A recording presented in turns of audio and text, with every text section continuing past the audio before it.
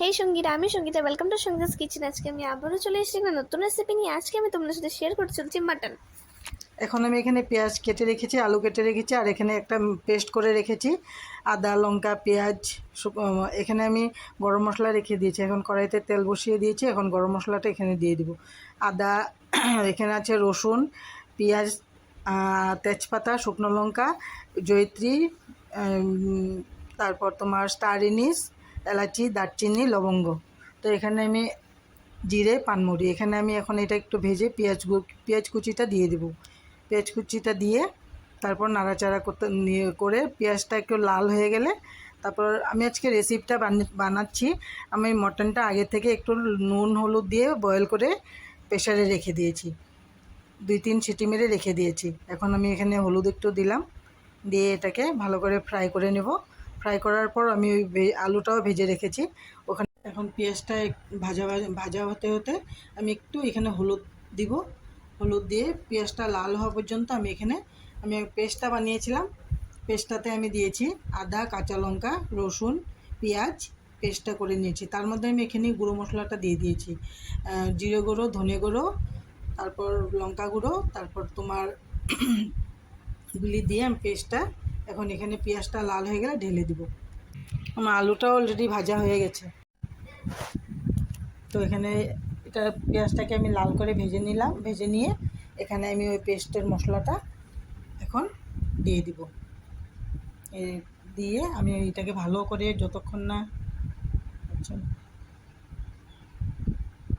তো তোমরা আমার চ্যানেলটাকে প্লিজ লাইক করে দিও, শেয়ার করে দিও। এখন আমি ওই পেস্টের মশলাটা এখানে ঢেলে দিয়েছি। ঢেলে দেখো কি সুন্দর তেল উঠে গেছে। তেল উঠে গেছে। এখন যতক্ষণ না পর্যন্ত আরেকটু কষিয়ে আমি এখানে ওই বয়েল করা মটনটা আর আলুটা দিয়ে দিব। বয়েল করা মটনটা আর আলুটা দিয়ে আবার কষাবো, আরও অনেকক্ষণ কষাবো। কষিয়ে এই দেখো বয়েল করা আলুটা মটনটা এতে দিয়ে দিলাম।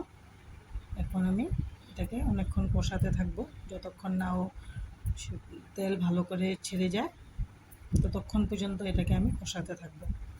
তো তোমরা আমার চ্যানেলটাকে please like, share, comment, subscribe করে দিও। অবশ্যই বেল আইকনে প্রেস করে দিও। তোমরা আমাকে লাইক কমেন্ট করলে আমার ভালো লাগবে আরও নতুন নতুন ভিডিও করতে দিতে। তো এখন আমার মাটনটা কষা হচ্ছে। তো আমি এখন ওই কষা হয়ে যাচ্ছে, এখন আর একটু কষলি হয়ে যাবে। এখন আমি প্রেশারে মটনের বয়েল জলটা তো রেখে দিয়েছি। তো যখন আমি জলের পরিবর্তে আমি ওই মটনের বয়েল করা জলটা এখানে দিব। এই জলটা দিয়ে দিলাম, বয়েল করা জলটা দিয়ে এটা এখন যতক্ষণ না ফুটছে ততক্ষণে আমি একটা পাটায় একটা গরম মশলা বেটে নেব। তো এখানে আমি এলাচি, দারচিনি, লবঙ্গ, স্টারচিনি, জয়িত্রী এই কটা মশলা বাটবো। এই যে আমার বাটা হয়ে গেছে। এখন আমি মটনটা জলটা একটু ফুটে আসলে আমি গরম মশলাটা দিয়ে আমি মটনটা নামিয়ে নেব। এখন ফুটে গেছে, জলটা ফুটছে। এখন আমি গরম মশলাটা দিয়ে দিলাম, দিয়ে এখন আমি এটাকে নামিয়ে নেব।